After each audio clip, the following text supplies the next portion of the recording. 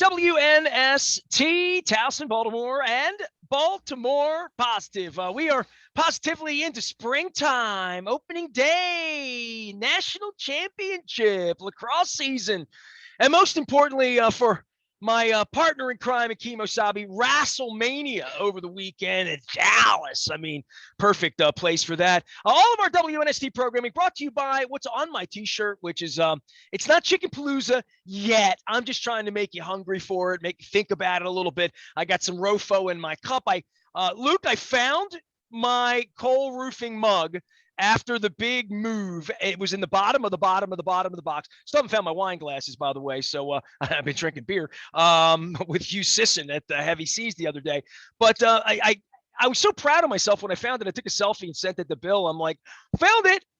You know, you and I have been away for a little while, right? Like I was in Florida doing what I was doing in Florida. And the owner was speaking and did catch up with John Harbaugh at length, saw Eric DaCosta. And football's on the brain. We're a couple weeks out on the draft. This used to be a time where football didn't breathe, right? Whether it was Dan Snyder stealing from his partners. It was a time when WrestleMania came into this to try to like scam off of a March Madness opening day weekend, pre-Masters. Man, this is the good days when you're doing sports radio and your name's Nasty Nestor 20 years ago. These days, a little different. I mean, we're gonna talk about all that, but the NFL does sit on top of all of this like a gorilla right now.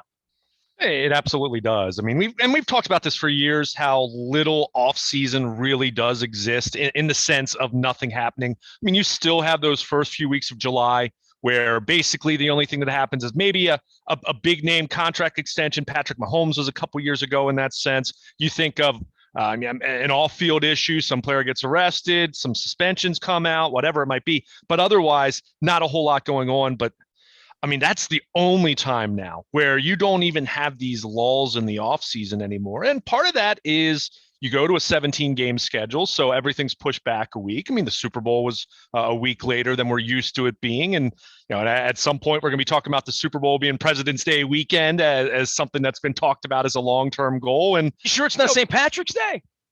Right. I mean, at some point it might be. I mean, my wife said to me on Sunday, hey, what happened to the women's tournament? And I'm like, oh yeah, they're playing, South Carolina, Connecticut, whatever. They still play too. There's just a lot getting crammed into all of this, right? Like, and it's been gone 2 years and we're all feeling some normalcy again about, it's so normal that Duke played North Carolina the other night, right? I mean, that's how normal it is, right? Well, not normal for them to play in the Final Four, but certainly, the pomp and circumstance and all of that. And despite guys like me who are watching WrestleMania and more so monitoring the Final Four, just because, hey, Maryland's not in the ACC anymore, and maybe there's a part of me that kind of, I don't know if is jealous of that, but I do miss that. And certainly now with Coach K being done. Is this where I like break into a Boys to Men song and sing "It's So Hard to Say Goodbye to Yesterday"? Is this where that comes in?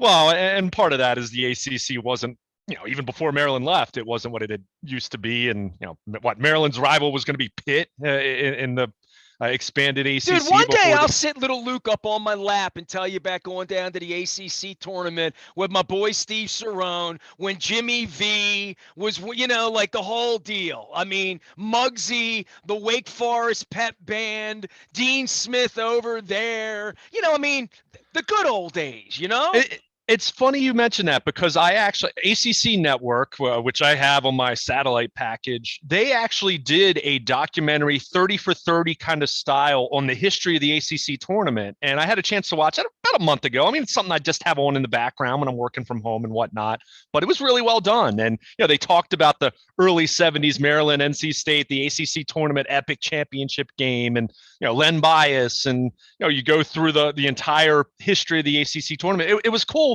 But at the same time, it made me long for the days of not what the ACC had become over the last 15 years with expansion. And, and that's all of college sports now. I mean, all the expansion and continuing to expand and teams jumping ship from conference to conference and everything. But, I just think back to my childhood and, a 9-team ACC Thursday night, you always had the 8-9 play-in game, and then you'd play the tournament Friday, Saturday, Sunday. And I think back to John Gilchrist even in 2004. But that was a cool documentary. And I mean, certainly for Coach K to end his career, and I think it's going to be so strange for non-Duke fans to not have him to root against. I think about that, and for all the sports that I watch, and as someone who's in my late 30s now, to think that Coach K is not going to be there. I mean, he's always been there, and you root against Duke, but if it's not him as the head coach, it's not going to be the same exactly. But at the same time, was neat to see that. And to your point, when you're seeing a packed dome stadium again for March Madness for the Final Four, it's another reminder, and we know we're getting back there. And as far as sports go and attendance goes, it's been back to normal for quite a while now, but it's still neat to see that. I mean, when you think about last year, partial capacity, 2 years ago when it was canceled entirely, it's fun to see. And certainly, not that I'm going to sit here and say that I've rooted for North Carolina very much in my sports life either. I was happy to see that result, that's for sure. But that said, Final Four has the attention span for a few hours, and NFL will recapture that this week, I'm sure, with things going on. And then it's on the Stone Cold hitting Vince with a Steve life. Yeah, no question. Hey, I've said this to you as someone, I'm a big pro wrestling fan. I've become a big All Elite Wrestling AEW fan. Tony Khan's promotion. I should have told Marvez that. I ran into him a couple times. Absolutely. I mean, that's what I watch every week. I mean, WWE, it's on the DVR. I'll check it out. I'll read the results. If something cool happens, I'll go back and watch it. But that's not my appointment viewing anymore. That said, WrestleMania is the Super Bowl, World Series, NBA Finals, and March Madness all wrapped into one as it pertains to pro wrestling. And it was a fun show this weekend. You just said it. I mean, Stone Cold Steve Austin, for the first time in 19 years, it was weird how they sold it. You could tell, because he was a very old school guy who retired without really letting anyone know. WrestleMania 19, going back to 2003, wrestled The Rock. He had beaten The Rock in 2 previous WrestleMania matches.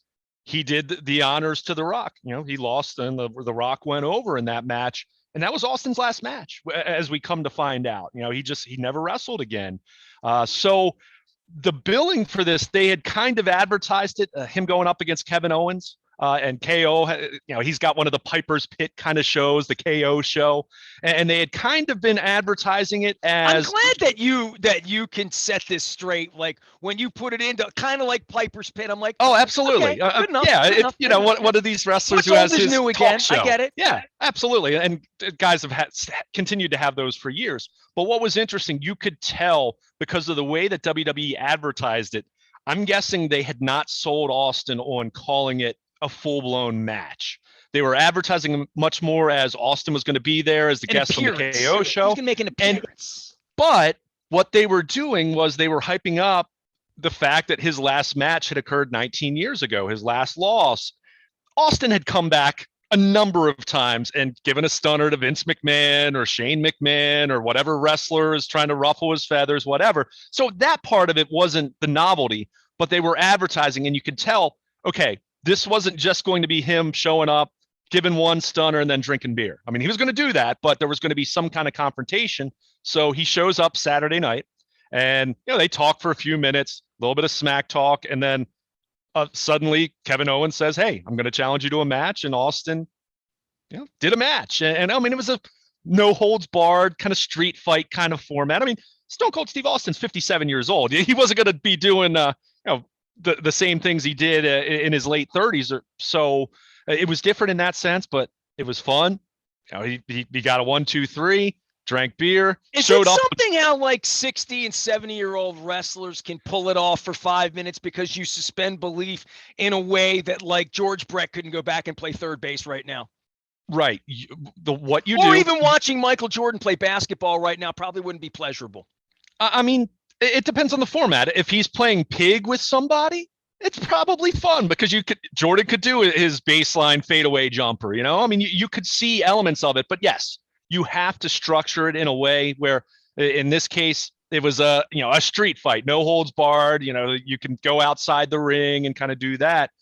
But I'll give you another one because you mentioned that. A guy who's even older than Austin, Sting, the WCW Sting. He is in AEW. Sting is in his 60s now. And look, he doesn't wrestle every week. He doesn't wrestle one-on-one solo matches or anything like that. But he's paired up with a young wrestler, Darby Allin, who kind of has a similar mystique. Young guy, though. They have him do tag matches, and he's done trios matches and things of that nature. He can work. For a guy in his 60s, if you had no idea who Sting was, but you had some semblance of familiarity with the concept of pro wrestling, you would watch him and say, okay, this guy's older, but he's got the face paint, so that helps. In the same way you think of Kiss and those guys. I mean, they're way older than they look on stage when you go to a Kiss show. But Sting still does a very respectable job. And it is amazing in that sense when you talk about these older performers. Because look, I mean, one reason Austin retired was he had a neck injury several years before that shortened his career. I mean, that was one reason he hung it up at an age where he could have done it for at least another 10 years pretty comfortably. But you put these guys, first of all, they have to go up against someone you really trust, someone who is a safe worker, that's not going to put them in jeopardy in terms of any moves they're going to do or anything like that. But you structure it in a way that they can play the hits, right? I mean, you think of like old timers on stage, you want to hear the hits, right? I mean, they might have a new album, but they'll play 2 tracks from that, but you want to hear the hits. And that's what it is with Sting. That's what it was with Austin on Saturday night. So, it's fun. Plenty of great new current performers as well that I really enjoy. There really is a rivalry again, like there was with Nitro and TNT, like back in the day. Like there really is something else that's attracting people like you.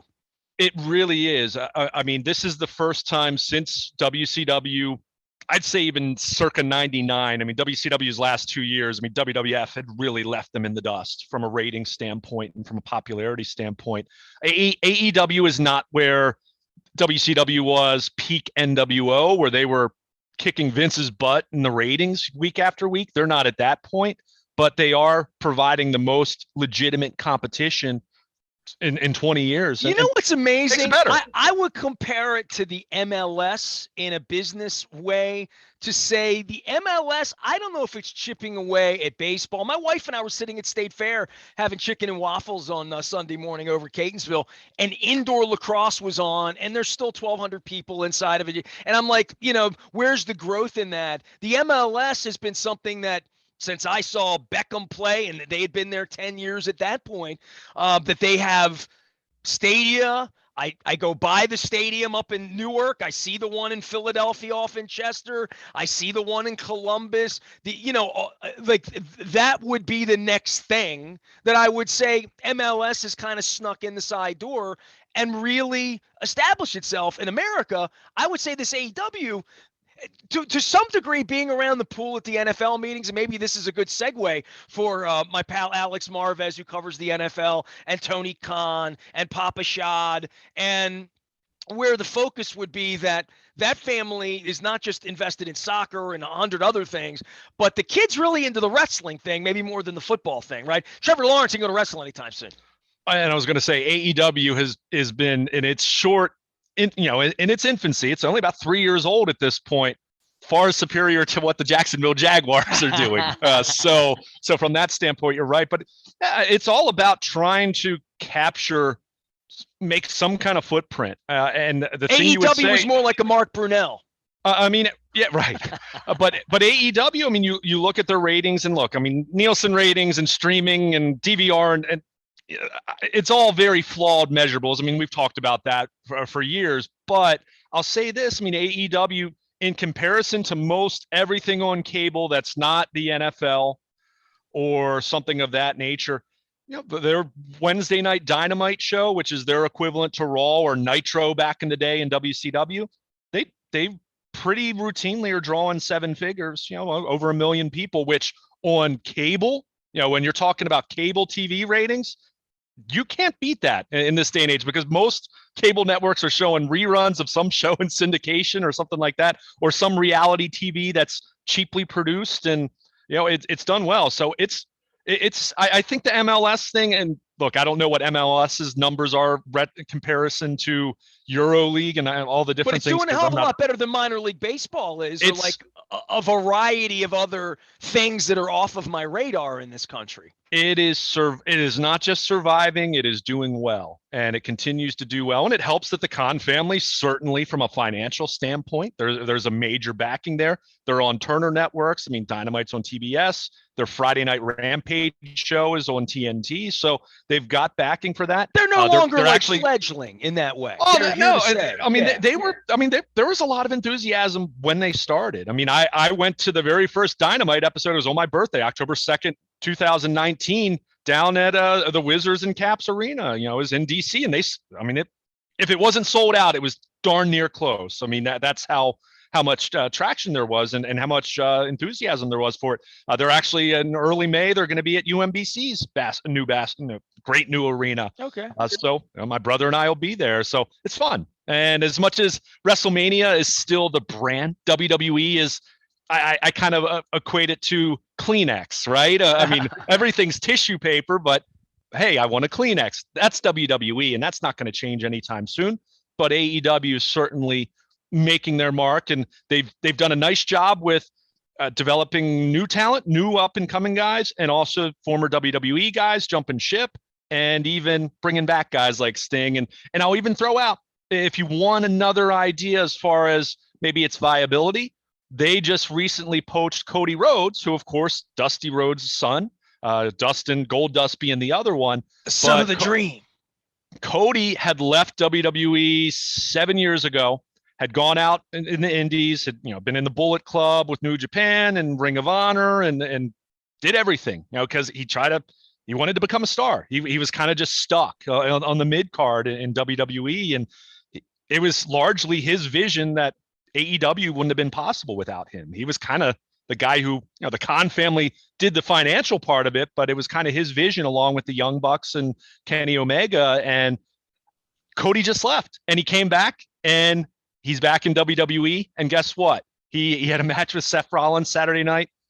Other than Stone Cold Steve Austin, biggest reaction of the weekend was Cody Rhodes, and came back looking like a main event guy. So for him to do what he did in AEW and to be such a pivotal part of that promotion getting started, to the point where he comes back to WWE, the prodigal son returns, and he's not the mid-card guy anymore. He's looking like a guy who I wouldn't be shocked to see be a WWE champion in the next year or two. Does he have an atomic elbow? He did. You know what's great? It was towards the end of the match with Seth Rollins. He did the little, Dusty with the, the rolling punches and then the elbow. He did that as a tribute to his father. And the coolest part, what was Dusty Rhodes' nickname? The American Dream. Cody is the American Nightmare. Very cool branding on his part. And again, like I said, AEW, he was such a big part of that. He jumped ship. So maybe that's the best indication that WWE wanted someone that had been such a big star in AEW. So kind of shows not quite the Monday Night Wars of the late 90s, but AEW has WWE's attention, that's for sure. I don't know how we got from Jim Valvano in the 1987 ACC tournament with Vinny Del Negro starring in that, by the way, and a big victory over North Carolina, even though I'm wearing Carolina blue right now. Luke Jones is here. We're going to get to some football. All of our crab cake tours, we're getting back out on the road. The 15th, we're going to be at Greenmount Station, where I love the crab cake there. Some up in Hampstead talking about OTBs and casinos in the future and what Chris is doing up in Carroll County. So I'm really looking forward to that. Looking forward to some Carroll County guests on the 15th, too. So if you got some special people up in Carroll County, make sure you throw me a note, nasty@WNST.net. I will throw you a note back as well. We'll be with Andy, speaking of good people, G&A Coney Island Hot Dog in White Marsh on the 22nd. And I am making my debut, although not in the space, because I was there when it was named something different 30 years ago when it was a bar just on Bel Air Road. We're going to be up in White Marsh with our friends at Conrad's. We're going to be in Perry Hall, Upper Perry Hall, I would say. Not quite Kingsville. You got to go down the ramp. We're getting all this neighborhood stuff. I did all of that last week with the folks over in Halethorpe to try to figure out where Lansdowne, Catonsville, Arbutus, Irvington, and Paradise sat. I am Nestor. We are WNST, AM 1570, Towson, Baltimore, and we never stop talking wrestling, football, and we'll get back to some Ravens, baseball, and some opening day right after this.